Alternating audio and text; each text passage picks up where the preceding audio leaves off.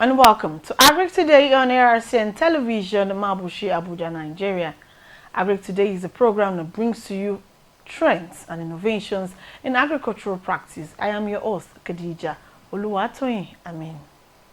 Today, we focus on new technologies in rice farming and how it all started.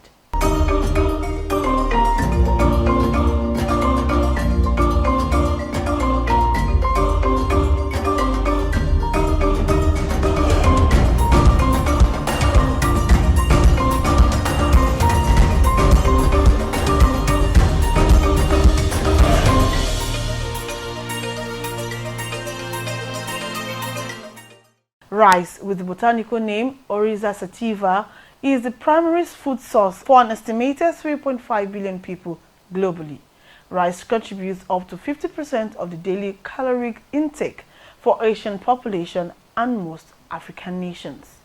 More than half of the world's population rely on rice as a staple diet, making it the second most extensively produced cereal crop. It is also a frontrunner in the struggle against global poverty and hunger, as well as the primary staple food and a significant source of income for worldwide populations. In this regard, rice is crucial to the economic and those with lower incomes in promoting agricultural growth and reducing poverty. As the proportion of income from agriculture diminishes due to faster growth of other industries, the significance of rice continues to decline economically. Rice production must be regulated in order to meet the demand of the expanding population. As a strategic crop, rice production should be increased globally to ensure food security and sustainability. Most countries were unprepared for the significant increase in food prices when the food crisis of the year 2007 to 2008 hit, particularly the price of rice. Staple rice prices in most of the world's marketplace have been considered a sign of food security. The strategy of rice production for ensuring food security takes into consideration rice marketing, import and export trends. For several developing countries, rice is crucial to food security, socio-cultural practices and government strategic initiatives. The efficient use of resources including labor, water, land and energy, along with lower environmental footprint is needed in order to sustain food security and support economic development. Conventional rice production needs to evolve to make room for additional resources, an effective and profitable system for future generations. It is crucial to take the sustainability of food systems into account, especially better utilizing rice production in order to feed 10 billion people in the year 2050. Typically, developed countries will need to raise rice production, while the least developed countries will need to maintain their rice production to meet their own needs. A sustainable approach to rice production is thus becoming even more vital in tandem with the growing population, limitation of fertile land, and insufficient natural resources. Achieving self-sufficiency in rice production towards food security has significant consequences for a staple supply of rice. The rice dominance as a food commodity guarantees the stability in the whole operation of rice production. In the early 90s, self-sufficiency was achieved from the increased per capita availability and intensive rice production. However, since then, there have been certain challenges with intensive rice production due to the resources shortages for modern agricultural practices. For this reason, advances in smart farming and rice production have empowered the supply in accordance with the growing population.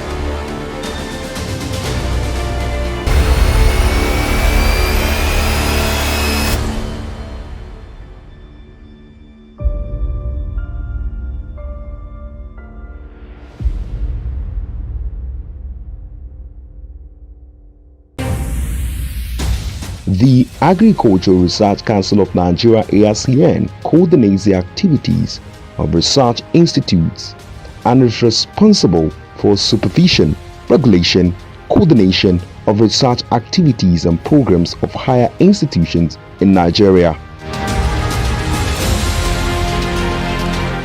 And Professor Hamidu Shaributu, since assumption as Executive Secretary of ARCN in April 2020, has solidified the transformation of agriculture in Nigeria through strategic and meaningful execution of research findings for improvement of the agricultural sector. Dear colleagues, scientists, partners, policymakers, it is a great pleasure for me to showcase some of the achievements the TEPS has achieved over the years. Much information passed around, but I'm particularly pleased to talk about this new variety which we are about to release. This is Pollock 100, a variety that has great potentials in terms of higher yield, ranging from 5 to 6 tons, tolerance to drought, resistance to some pests and diseases, then early maturity, and above all, it has very impressive end user qualities that are being cherished by those who process products derived from this particular variety. We have, in addition to that, we also have other varieties, bread wheat and durum wheat, which we are planning to release very soon. We are working hard to see that these varieties are released, and then the seeds are made available for wider distribution to farmers.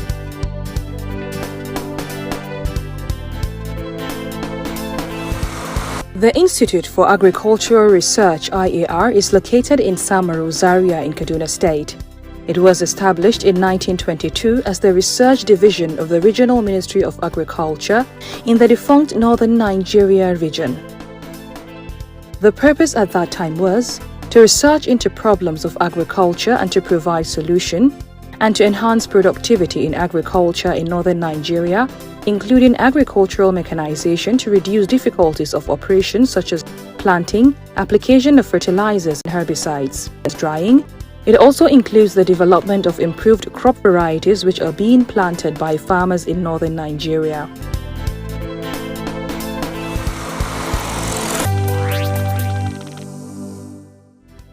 The Cereals Research Program of the Institute, which is charged with the mandate to research into the genetic improvement of cereal crops like maize, sorghum, among others, has developed over 60 varieties of maize and over 46 varieties of sorghum, among others, which are high-yielding, pest-resistant, and drought-tolerant.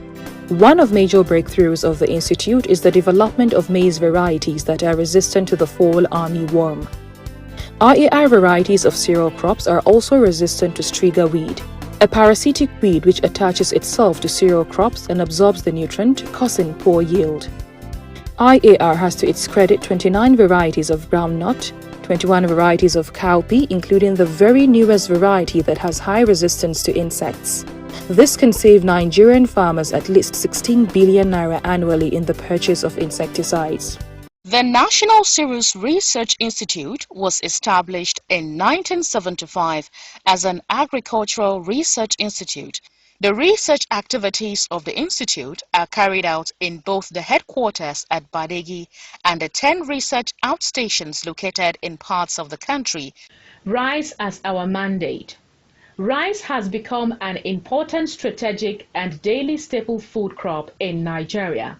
The main production ecologies for rice in Nigeria are rained lowland, rained upland, irrigated lowland, and deep water and floating and mangrove swamp. Dry bed nursery, This is an important aspect of rice production. The nursery bed should be watered regularly to keep the soil moist but not puddled. Seed bed should be 1 to 1.5 meters wide, 10 meters long, 4 to 6 centimeters above the ground and well leveled.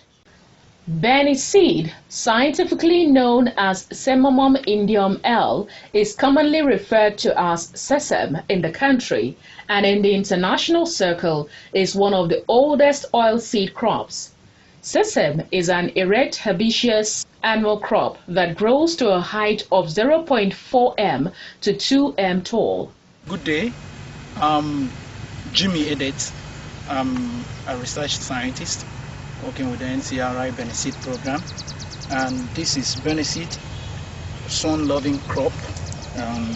That's why we call it a photoperiodic crop. And the very variety we have here is what we call Increment 04E. That is a variety that has been developed by NCRI and released by NCRI. One of the attributes of this variety is that it has a lot of pod formation on it at maturity. Food technology and value addition research program is one of the key programs of the research outreach department of the National Cereals Research Institute.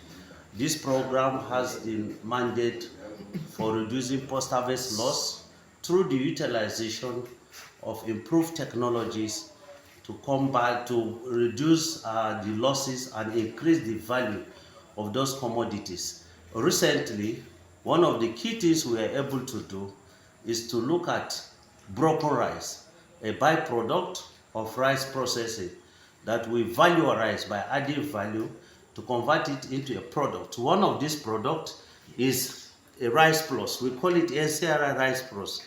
The NCRI Rice Plus is an instant smooth extruded breakfast cereal for the family. It is produced from broken rice and added with different types of legumes and vitamins and minerals. So for the family, it is an instant product you can use without cooking. Just add water and you formulate it and take it as a breakfast cereal. Notes which I explained earlier, these are demonstrations. We have 3 demonstrations because we intend to release 3 varieties of millet.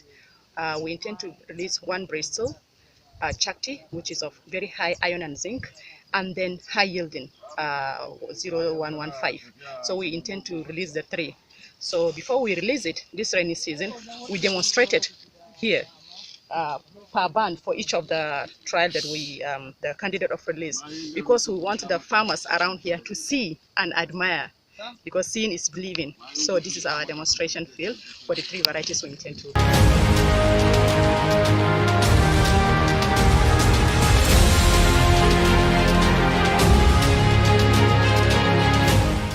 ARCN, promoting agriculture.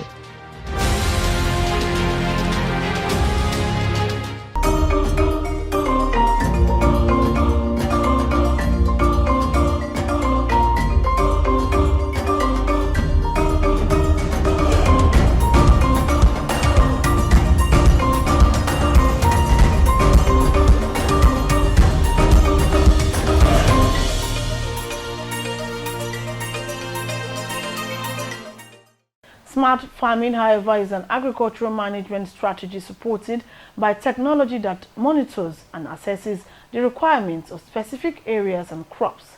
It is known for the use of information and data technology for the optimization of sophisticated farming systems. Instead of emphasizing data storage, access, or applications, it concentrates on how the gathered information about rice production may be used intelligently. Utilizing smart farming technologies will undoubtedly help farmers with a variety of tasks to boost rice production.